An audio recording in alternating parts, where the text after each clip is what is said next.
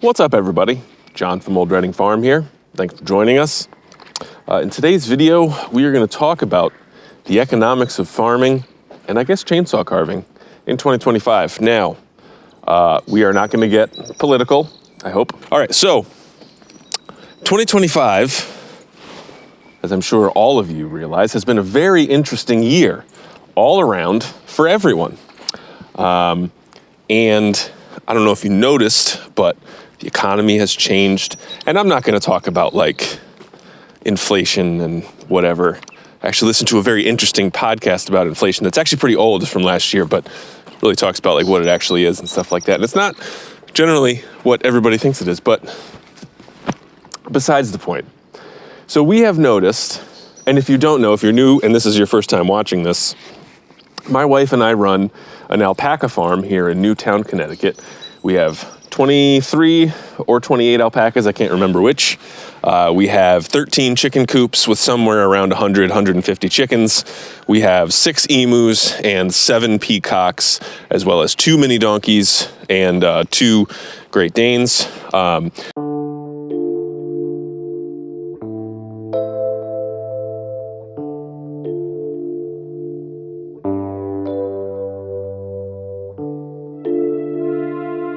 We also do chainsaw carving, and I have a big giant sawmill over here, which is the Woodland Mills HM136 Max. So we use that to mill a bunch of logs to build our farm stuff, like sheds and barns and fencing and all that kind of stuff. So talking about economics, everything is getting more expensive. As I walk by our hay storage here.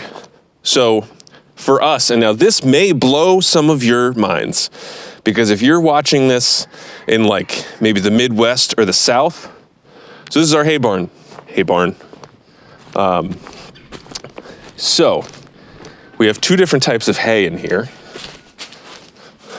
This is first cut. This is for the donkeys, and this is second cut. This is for the alpacas. Now,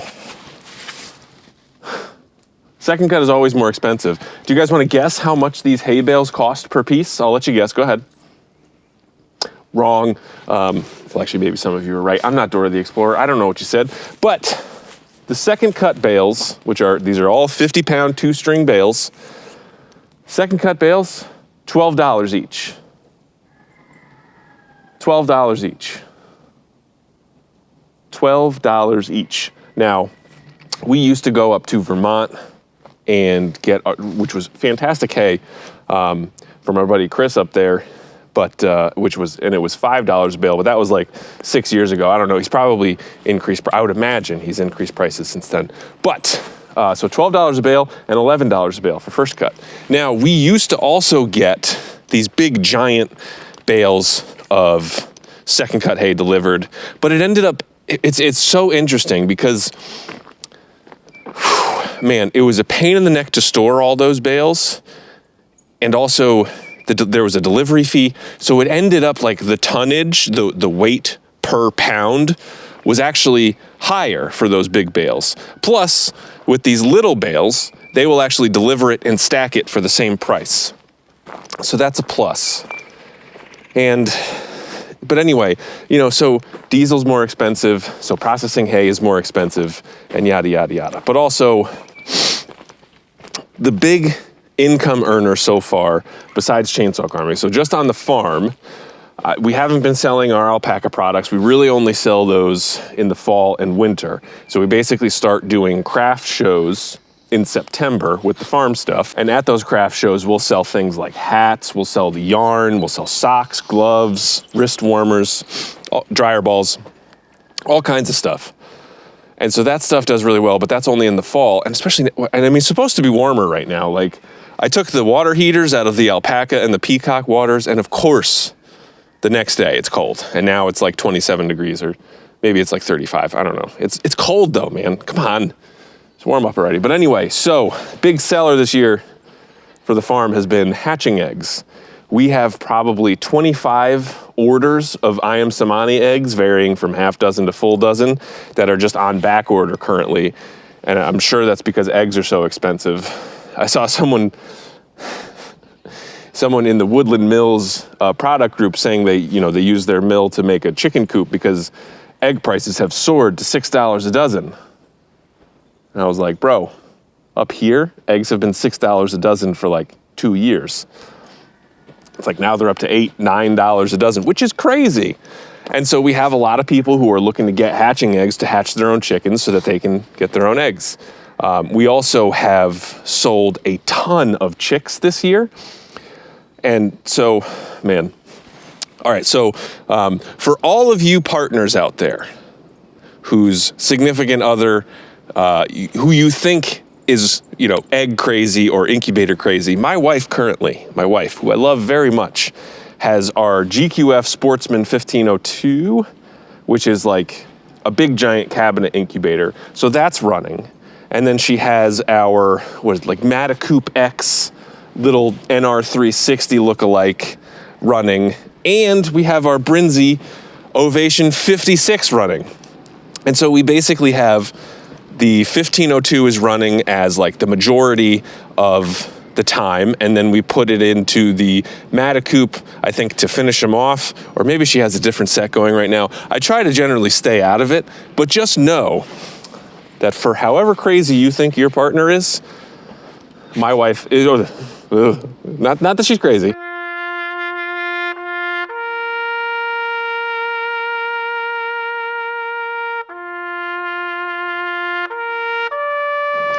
For however many incubators your wife or your husband has running right now, my wife has one more at least. So, but I love her very much and she's doing a great job. And again, this is like one of the things where I generally just stay out of it. If she needs help with something, I'm gonna be there to help her. But overall, she just does her thing with chickens. She does a great job. And so we have sold a ton of chicks. Like basically, if you saw my video where I built a chicken brooder, that was the last time we put chicks outside. Every other set of chicks, she has sold basically every single one, which is great. And I mean, we're selling them at $15 a piece. Last year, we had people complaining when we tried to sell them for 10. And like this year, people are just so chicken crazy to get them going. So it's been great in terms for the chickens. Now, when it comes to chainsaw carving, that has been really, I would say, problematic. So we've done 3 shows so far this year. We had the Connecticut Flower Garden Show, which was the last weekend in February. And then we had the Hebron Maple Fest, where we did our first chainsaw carving demo. I think you can check a couple videos back to see about that. And we are currently at the Connecticut Outdoor and Fishing Show up at Mohegan Sun. And so the Flower Garden Show and the Connecticut Fishing Show are big shows at convention centers. Flower Garden is at the Hartford Expo Center, or Connecticut Convention Center, whatever it's called. And the Outdoor Fishing Show is at Mohegan Sun. So they're both big expo centers, and you have to pay to get into both. The fishing show, I think, is like $15, but Flower Garden Show is like $30. So Flower Garden Show was not good. Now, for those of you who don't know, you have to pay to get into these shows to be a vendor. And this will be our 3rd year at Flower Garden, and the price has gone up every single year. And we got a double booth this year, same as last year. I think it was in the neighborhood of $1,700 to be there for 4 days. And now we did make our booth back. I didn't do our total math, but so usually the way we look at it is when we do a show, if it's a small craft show, usually the fee is around $100. That's pretty standard, $100 per day. And when we do a smaller show, the goal is to be at 10x the booth fee. So if the booth fee is $100, we want to make $1,000 that day. And you might say to yourself, like, John, that's an awful lot of money for 1 day's worth of work. But like, you think about it, and like, we are working all week for many, many weeks to make the products for that. Because, it's not only like, we get the logs, I carve them, I bring them to Kat, then she paints them, and then we have to load them into the trailer, we have to drive out there, we have to unload, we have to set up, and then you're there all day, and you hope to make that much money. So 10x the booth fee is what our goal is. When we do bigger shows, like the Flower Garden Show and the Connecticut Fishing Show, it is much harder to hit that 10x fee. So usually the goal is to be around 5x. This year, Flower Garden Show, again, I don't have my exact numbers, but I think we were lucky to get 2x, which again is good because we at least didn't lose money. And I don't think we have ever lost money. No, we definitely have lost money on a show, but it's been very rarely. But then we did the fishing show, and that's this weekend. I was there on Friday, Kat's there today, and she was there yesterday. On Friday, I sold 0 things, $0. Now that one is much more cost effective. I think it's $7.25 is what we found for the 3-day weekend, but still, that's a lot of money for a booth. And so we have, based on sales yesterday, we have covered our sales, but I would say it's looking like our big shows so far this year are down by like 70%. When you're doing this as your full-time job and your sales at your first 2 big shows are down 70%, that's frightening. So it's not it's a bit of a scary time here, but yeah. But then we also went to the Hebron Maple Fest, where again we did our first demo, and they actually paid us to be there. They were supposed to, so they gave us like the booth space for free, and then they were going to cover the additional insurance that we needed to get for it. But then they ended up paying us on top of it, and we had a great weekend in terms of sales. Like, I think we made more at the Hebron Maple Fest than we're going to make at the Connecticut Fishing and Outdoor Show. And then we keep running into these problems. So we had a huge windstorm, and then this tree broke off and decided to break my emu fence. And for those of you who've been watching the channel, a few weeks ago there was another one that fell and broke another part of the fence. Well, luckily it's not broken. This fence is strong, boy.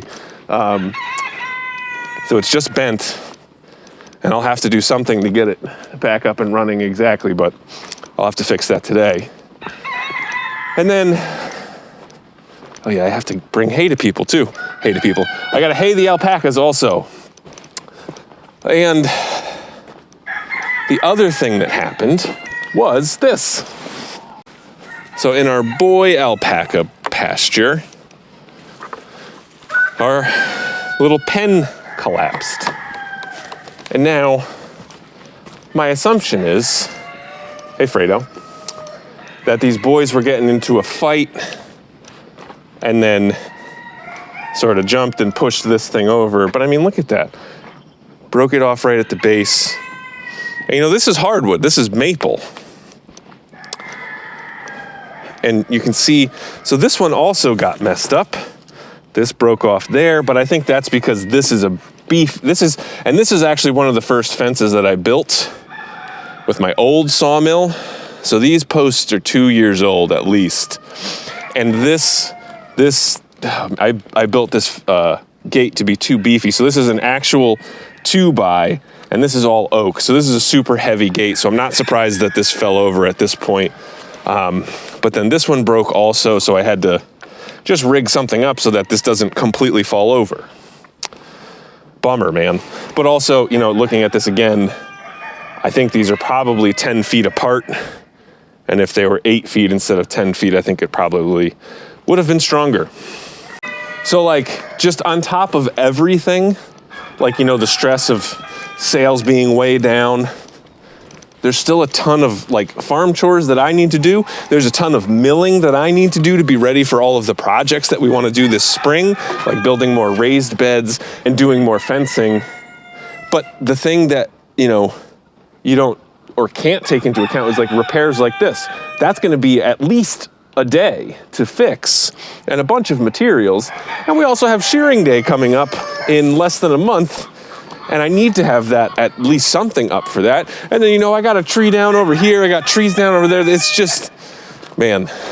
And so when it comes to hourly rates, our hourly rate is really low. We don't get paid enough. I want to raise, actually, because, you know, it really is true, that cliche of like, I didn't want to work 9 to 5 for somebody else, so I decided to work 24/7 for myself.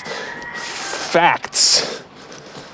And I mean, you know, so again, you can calculate, and we have like all the time for all the projects that we want to do, in addition to all the carving that I need to do. Because next weekend is the Capital Region Flower Show. So I will be in upstate New York next weekend. And after that, we have a break for something like 3 weeks until the end of April, when we have the Madison Earth Care Show. And then that starts a production line of shows every weekend, like I think through June. So it's going to be tough. And, you know, so I have to balance, you know, enough time doing farm projects like milling boards for our fencing and milling posts for our fencing and doing stuff for the shade sails that we want to add, in addition to fixing all of this nonsense that happens, like this tree on a fence and the pen falling apart there, in addition to making sure that all the animals have water, in addition to making sure that they all have hay, and we have to pay for all that crap too. So, anyway, I hope this video is interesting somewhat. But yeah, just listening to me ramble about money for a while. But I think we'll be okay. I have confidence, especially because it was tough, because after Flower and Garden Show, it's scary, man. But then we did Hebron, and that was such a resounding success. I'm hopeful that once we start hitting the smaller shows,